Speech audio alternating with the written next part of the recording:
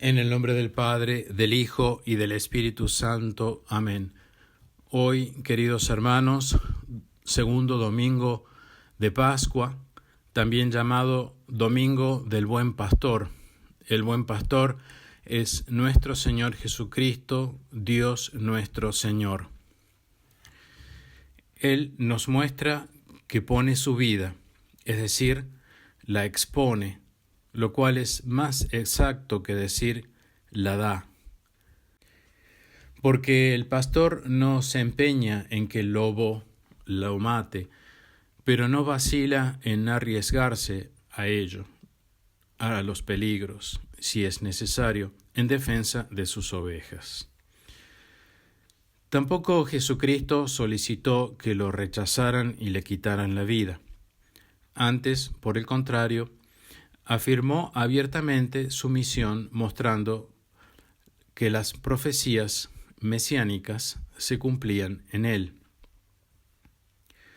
A lo largo de la Santa Misa de hoy se nos va mostrando el cumplimiento de estas profecías.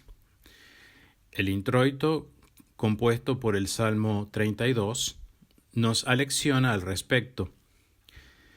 Toda la tierra, dice el introito, está llena de la misericordia del Señor. Por la palabra del Señor se fundaron los cielos. Es a los rectos de corazón que toca tributar alabanza al Señor, por la redención, por el buen pastor que dio su vida por sus ovejas, dice el introito. Humanamente fue una humillación para el Hijo, por la cual Dios Padre levantó al mundo caído, nos explica la oración colecta. La redención de Jesucristo nos otorga una perpetua alegría, ya que quienes el Señor libró del abismo de la muerte eterna pueden gozar, por la bondad del Padre, de la perpetua bienaventuranza. Nuestro Señor es más que buen pastor, es el pastor verdadero y perfecto, el pleno pastor, al punto que da la vida por sus ovejas. Dar lo más propio que una persona tiene, la vida, es extrema excelencia. Y esa es la vida que nuestro Señor, siendo verdadero hombre con verdadera naturaleza humana, dio su vida humana por amor a sus ovejas. En primer lugar, dio su vida para tributar esa inmolación a la Trinidad. Y en segundo lugar, para redimirnos con su sangre, ofreciéndola por nosotros y obteniendo así el carácter propiciatorio para que nosotros podamos obtener la vida eterna. La perpetua alegría de la que habla la oración colecta se nos es otorgada en la parucía, la cual es la más grande esperanza, la segunda venida de nuestro Señor Jesucristo, la gran bienaventuranza que la Iglesia siempre pone bien claro. Pero para llegar a esta bienaventuranza, Cristo nos dio ejemplo, y así el apóstol San Pedro, el primer papa, en su primera encíclica, usando de su infalibilidad, que en las Sagradas Escrituras figuran como primera epístola del apóstol San Pedro, y según leemos hoy el capítulo 2, versículos 21-25, nos señala el camino de Cristo para obtener la perpetua bienaventuranza en la parucía.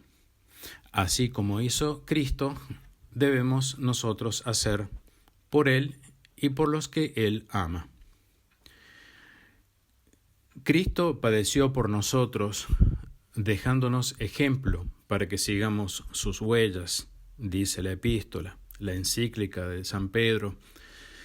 Él no cometió pecado alguno, ni se halló engaño en su lengua. Él, cuando le maldecían, no maldecía.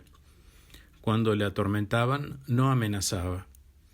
antes bien se entregaba a quien le sentenciaba injustamente. Él mismo llevó nuestros pecados en su cuerpo sobre el madero de la cruz, para que nosotros, muertos a los pecados, vivamos para la justicia. Por las llagas de él hemos sido sanados, porque éramos como ovejas descarriadas, mas ahora nos hemos convertido al pastor y obispo de nuestras almas. Así concluye la porción de la epístola de San Pedro que leemos hoy, la palabra de Dios.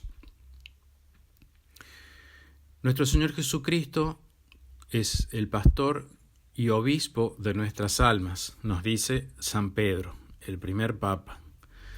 La palabra obispo deriva del griego episkopos, que es una combinación de dos palabras, epi, que significa sobre o por encima, y skopos, que significa ver o mirar o inspeccionar. De ahí entonces la función del obispo. El obispo es alguien que vigila, que mira por encima, que controla, que inspecciona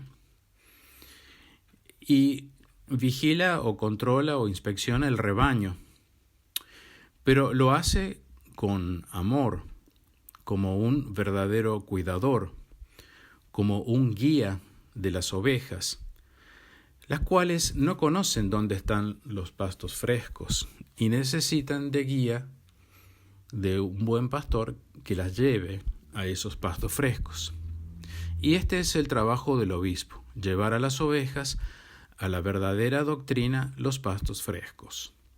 ¿Dónde están hoy los obispos que no defienden a su rebaño, no defienden a sus verdaderos sacerdotes que luchan por la verdad y que denuncian el error y la herejía, y que en vez de guiar a sus ovejas a los pastos frescos, las guían a pastos envenenados? El canon 1856, citando el Concilio Vaticano, aclaramos siempre, porque es necesario hoy más que nunca aclarar esto, el primer Concilio Vaticano y el único Concilio Vaticano católico, nos enseña esta gran verdad. Pues no fue prometido a los sucesores de Pedro el Espíritu Santo para que por revelación suya manifestaran una nueva doctrina, sino para que con su asistencia santamente custodiaran y fielmente expusieran la revelación transmitida por los apóstoles, es decir, el depósito de la fe. Entonces, no han recibido los obispos el Espíritu Santo para darnos una doctrina nueva, como lo están haciendo hoy cuando nos dan de comer los pastos envenenados de la tesis. Los obispos que mantienen la tesis, pastos envenenados, y que la defienden por no denunciarla, abusan del Espíritu Santo y no custodian y no exponen fielmente la fe católica. Es por eso por lo que hay que evitar a estos obispos y no hacerse cómplices de ellos. Todos los venerables padres de la Iglesia han abrazado la verdadera doctrina católica transmitida por los apóstoles. Todos los santos doctores de la Iglesia han venerado y seguido la verdadera doctrina católica transmitida por los apóstoles, sabiendo plenísimamente que esta sede de San Pedro permanece siempre intacta de todo error, según la promesa de nuestro divino Salvador hecha al príncipe de sus discípulos. Yo he rogado por ti a fin de que tu fe no desfallezca y tú, una vez convertido, confirma a tus hermanos. San Lucas 22, 32. Así pues, este carisma de la verdad y de la fe nunca deficiente fue divinamente conferido a Pedro y a sus sucesores, los hoy obispos, en esta cátedra, para que desempeñaran su excelso cargo para la salvación de todos, para que toda la grey de Cristo apartada por ellos del pasto venenoso del error, de la herejía, como lo es la tesis, se alimentara con el de la doctrina celeste, para que, quitada la ocasión de cisma, la Iglesia entera se conserve una y, apoyada en su fundamento, se mantenga firme contra las puertas del infierno. Los santos padres de la Iglesia siempre tuvieron como puertas del infierno a la lengua de los herejes. También lo tuvieron los santos papas. Como quienes promueven y defienden la tesis que hoy más que nunca son los que dicen ser de Cristo, pero no lo son. Son, en realidad, las puertas del infierno. La salmodia de la Santa Misa nos da un versículo que confirma y alienta a los que sinceramente buscan la verdadera doctrina de Dios y sus gracias, las gracias que vienen a través de la verdadera doctrina. Los pocos fieles discípulos que aún quedan buscando la verdadera doctrina de Dios y la gracia de Dios que viene con ella, en el sacrificio de la verdadera Santa Misa, no lo podrán obtener ciertamente en las misas unacum, que están en comunión con los herejes y traidores, por ser contrarios a la doctrina de la infalibilidad, contrarios a la doctrina de la parucía y la consumación del reino de Cristo en la tierra, y por transmitir doctrinas nuevas como la tesis. Todos estos son anticristos. Los verdaderos discípulos del Señor, como nos dice la salmodia, reconocieron al Señor a partir el pan. Reconocieron al buen pastor. Yo soy el buen pastor, nos dice nuestro Señor, y conozco a mis ovejas y las mías me conocen a mí. Y esto sucede cuando se concurre a la verdadera Santa Misa, la de San Pío V, librada de todo compromiso con herejes, no la que está en comunión con herejes, no la unacum, no la que están en comunión con la tesis. A los fariseos que no reconocieron el buen pastor, nuestro Señor les dijo explícitamente que Él es el buen pastor, como leemos en el Santo Evangelio de hoy, San Juan 10, 11 al 16. El buen pastor da su vida por las ovejas, pero el mercenario, el que no es verdadero pastor, porque no son suyas las ovejas, ve venir el lobo y huye. El lobo las arrebata y las dispersa, porque es asalariado y no tiene interés alguno en las ovejas. Yo soy el buen pastor y conozco mis ovejas, y las ovejas me conocen a mí porque son mías. Así como el Padre me conoce a mí, así conozco yo al Padre y doy mi vida por mis ovejas. Tengo también otras ovejas que no son de este rebaño, a esas también debo yo recoger. Y oirán mi voz, y se hará un solo rebaño y un solo pastor. ¿Quiénes son esas ovejas que aún no pertenecen al rebaño de Cristo? El misalito del Ascárate da una explicación que nos parece que no es del todo suficiente. Y dice que esas otras ovejas son las naciones paganas, en primer lugar, que yacen todavía en la infidelidad, las naciones cismáticas y herejes que se han apartado del redil de Cristo, en segundo lugar, y en tercer lugar, los malos católicos que, si bien pertenecen al cuerpo de la Iglesia por estar bautizados, están apartados de los sacramentos por el pecado. En estos últimos tiempos, Dios se dirige ya no a los de origen gentil, sino que vuelven su mirada a los judíos. Y en esto vemos las otras ovejas que deben entrar en el redil de Cristo. Hay una profecía que dice que el tiempo de los gentiles llegará a su fin, y ya ha llegado. Invitamos a confrontar el texto de San Lucas 21-24. Jerusalén será pisoteada por gentiles hasta que el tiempo de los gentiles sea cumplido, hasta que el tiempo de los gentiles sea cumplido. Es decir, el tiempo de los gentiles es cumplido. Profecía que está en el contexto del fin del mundo, en ese capítulo 21 del Evangelio de San Lucas. Es por eso por lo que decimos que las otras ovejas que deben entrar al rebaño de nuestro Señor Jesucristo no son ya las naciones paganas o cismáticas, herejes, o los malos católicos para los cuales el tiempo se ha ya cumplido y que por ser de origen gentil, sino las ovejas que vienen o que son de origen judío.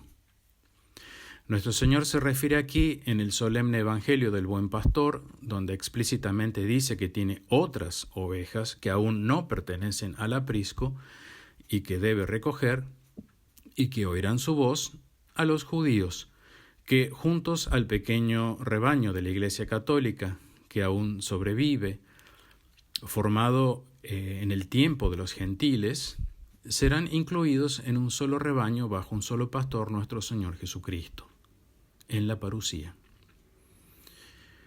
Un poco más adelante del texto ofrecido hoy en la Santa Misa del Buen Pastor, tomado, como ya dijimos, del Evangelio de San Juan, capítulo 10, versículos 11 al 16, nuestro Señor continúa hablando a los fariseos sobre este tema. Y dice: llegó entre tanto la fiesta de la dedicación en Jerusalén.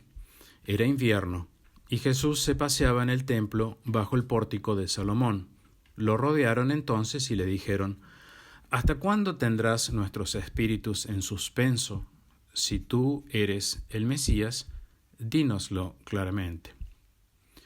Jesús les replicó: os lo he dicho y no creéis. San Juan 10, 22, 25. Al igual que entonces, hoy nuestro Señor continúa diciéndonos que es el Mesías. Pero los judíos también continúan no creyéndole.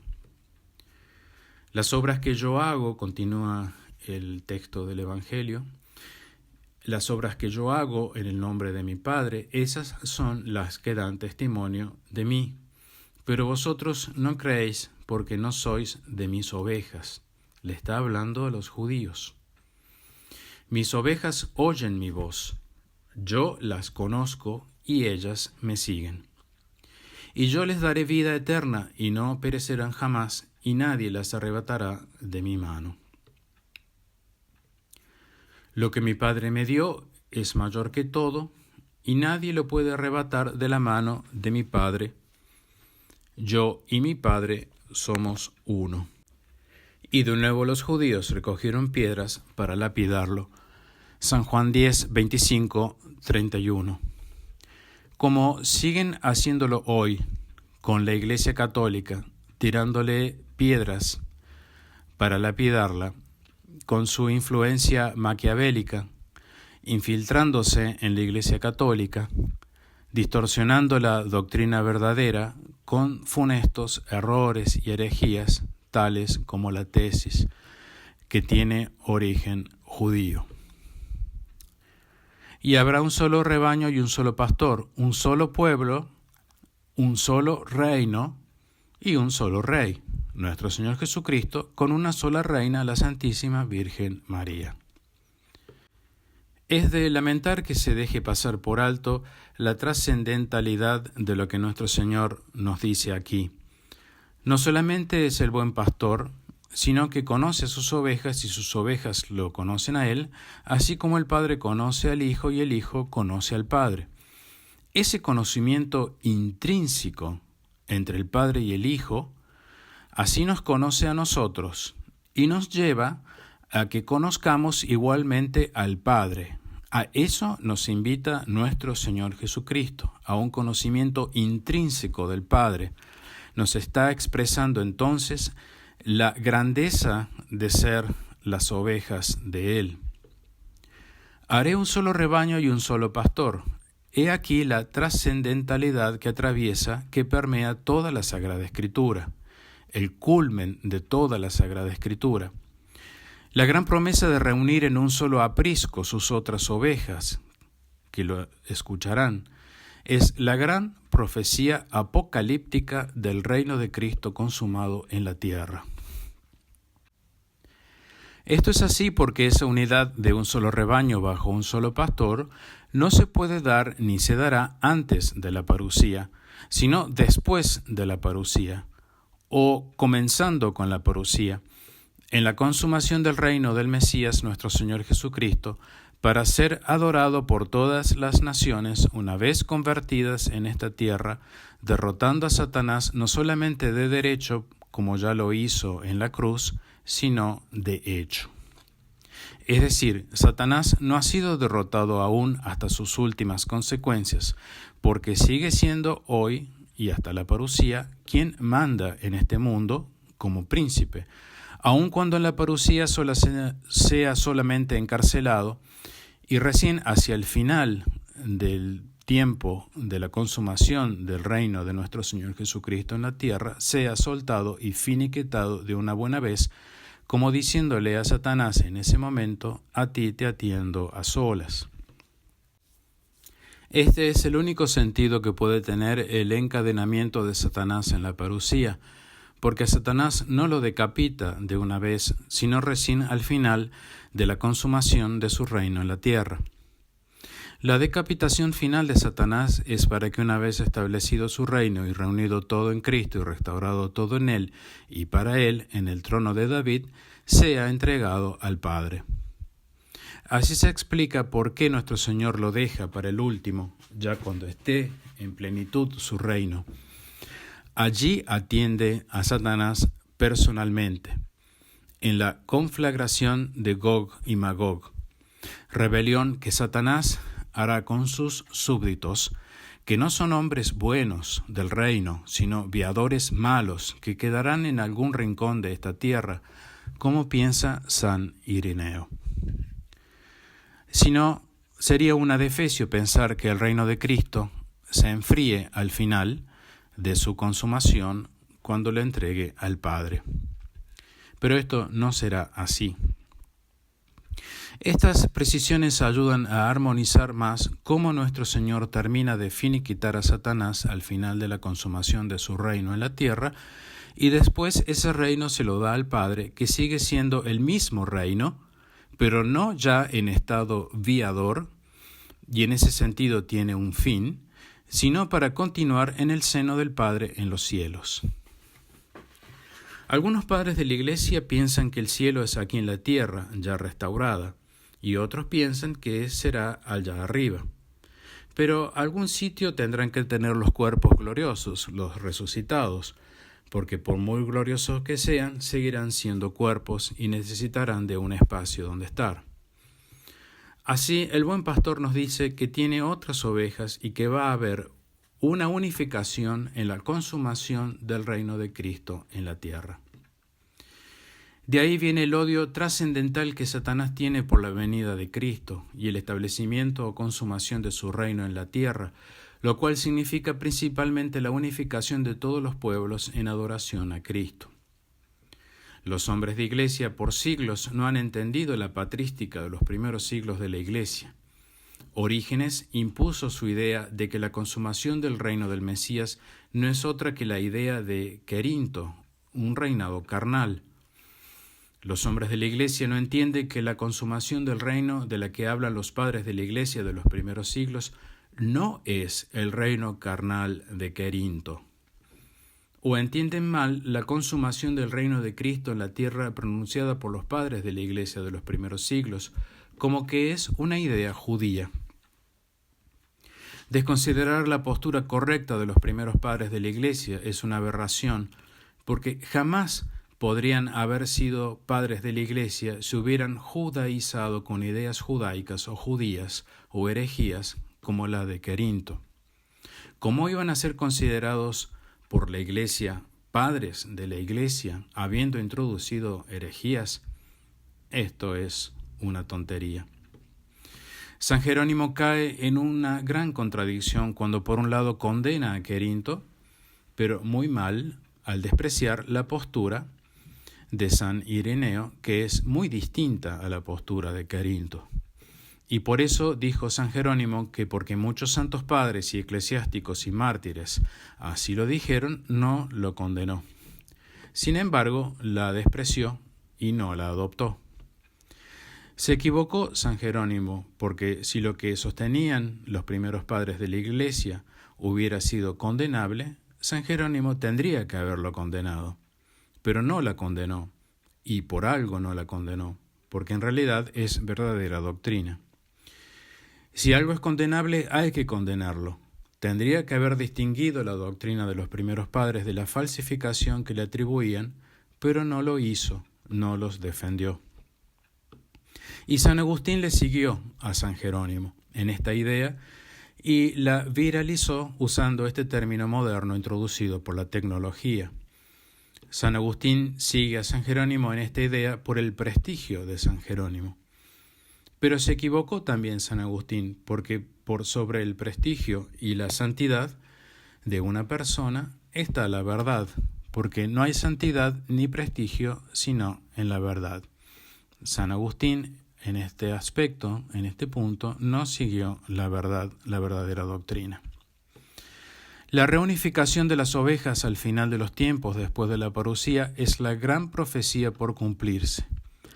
San Gregorio Magno, Papa, en las maitines del breviario de hoy, dice que el buen pastor que da la vida por sus ovejas, en el sacramento de la Eucaristía, da su cuerpo y su sangre para que, redimidos como ovejas, nos alimentemos satisfactoriamente. Nuestro Señor llegó al culmen de dar como alimento también los despojos de su cuerpo crucificado, como alimento su cuerpo y su sangre. Llega al paroxismo de su amor que no puede tener ni más bella ni colmada realidad que esta. Y vemos así la riqueza insondable, apocalíptica, profética de todo lo que implica el buen pastor. La situación es apocalíptica. Estamos viviendo la gran apostasía en la que una iglesia falsa eclipsa la verdadera iglesia católica con la entronización por obra y gracia del Vaticano II conciliábulo, de la sinagoga de Satanás, o contraiglesia del anticristo, o la nueva iglesia conciliar, o la iglesia postconciliar, o la iglesia sinodal, como hoy la llaman. Es una hecatombe que ni aun los tradicionalistas entienden bien, que la iglesia falsa del Vaticano II no es la iglesia católica. Por eso esta hecatombe no se la acusa claramente, no se dice claramente esto a los fieles, y por eso nadie, lamentablemente, va a perseverar en la verdadera doctrina. Es imperativo hoy saber dónde estamos parados. La gran promesa apocalíptica de la consumación del reino de Cristo en la tierra, en donde se unirán todas las razas del mundo para adorar al único Dios, es lo que nos mantendrá firmes en la fe, a pesar de esta crucifixión de Cristo en su cuerpo místico, la Santa Madre Iglesia en su parte humana, de la que queda muy poco, un pequeño resto, muy disperso por el mundo. La gran promesa de Jesucristo a esa intimidad con el Padre. Yo conozco mis ovejas y mis ovejas me conocen a mí, como yo conozco al Padre y el Padre me conoce a mí. Una invitación a una gran intimidad con el Padre. Y lo propio de Satanás es corromper la tradición de la revelación divina que ha logrado pervertir la transmisión del pan de vida, el testamento de Cristo, firmado con su sangre, suplantando la verdadera misa con una misa falsa, inválida, la misa del Novus Ordo. Los elegidos a participar del reino consumado de nuestro Señor Jesucristo se librarán del engaño de la serpiente antigua, del anticristo, porque el justo se le dará por defensa un juicio seguro. Sabiduría 5:19. Se le dará una correcta interpretación de las Sagradas Escrituras y una prudente acción aplicada en consecuencia con las profecías, que según San Pablo nos dice que el inicuo con toda seducción de iniquidad perderá a los inicuos por no haber aceptado su salvación, por no haber aceptado el amor a la verdad. 2 Tesalonicenses 2:10. Cuando nuestro Señor Jesucristo aparezca, los justos, así como las águilas, acudirán volando al lugar donde está Cristo, nos dice Maldonado. Porque el mismo Señor, dada la señal, descenderá del cielo a la voz del arcángel y al son de la trompeta de Dios, y los muertos en Cristo resucitarán primero, y después nosotros los vivientes que quedemos seremos arrebatados juntamente con ellos en nubes hacia el aire al encuentro del Señor, y así estaremos siempre con el Señor. Consolaos pues mutuamente con estas palabras, nos manda San Pablo, 1 Tesalonicenses 4, 16, 18. Y San Lucas nos reafirma que conforme a estas cosas será en el día en que el Hijo del Hombre sea revelado. San Lucas 17, 30. La señal del Hijo del Hombre se cree en general que es la cruz y que aparecerá el mismo día de la parucía, aunque según las constituciones apostólicas sería muchos días antes. Y todas las tribus harán duelo, como dice el padre Lagrange, pues esa señal les recordará la muerte de Cristo. Y ellos verán, y se lamentarán, y verán al Hijo del Hombre viniendo sobre las nubes del cielo, con poder y gran aparato, como nos dice el profeta Daniel 7:13.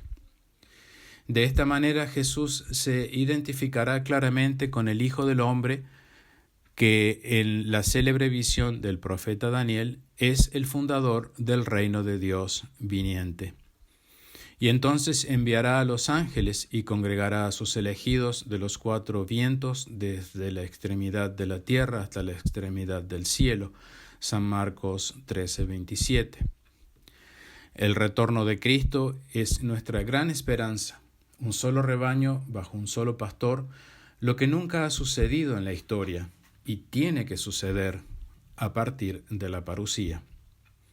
Y enviará a sus ángeles con trompeta de sonido grande, y juntarán a los elegidos de él de los 4 vientos, de una extremidad del cielo hasta la otra. San Mateo 24:31. En una hermosa poesía se describe su venida. En su caballo blanco que miró el visionario, pasa, y suena el divino clarín extraordinario. Mi corazón será brasa de tu incensario.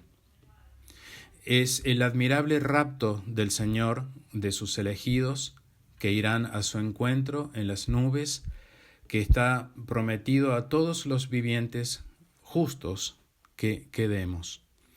Allí donde esté el cuerpo, allí se juntarán las águilas. San Mateo 24:28.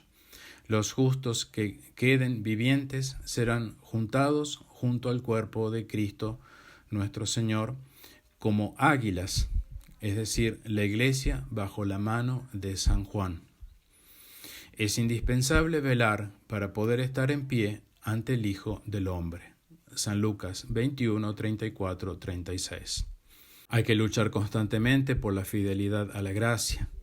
Tenemos nuestras malas inclinaciones, tenemos que resistir las herejías, la tibieza, la somnolencia espiritual y doctrinal. Apocalipsis 3:15. El que esté de pie tenga cuidado de no caer. 1 Corintios 10:12. Marcháis cargados de oro, guardaos del ladrón, nos dice San Jerónimo. Señor, danos la gracia de resistir y poder llegar a desear tu venida. Ven pronto, Señor, danos la gracia de amar tu venida. Viva Cristo Rey, viva el Sagrado Corazón de Jesús, viva la Santísima Virgen María, Reina. En el nombre del Padre, del Hijo y del Espíritu Santo. Amén.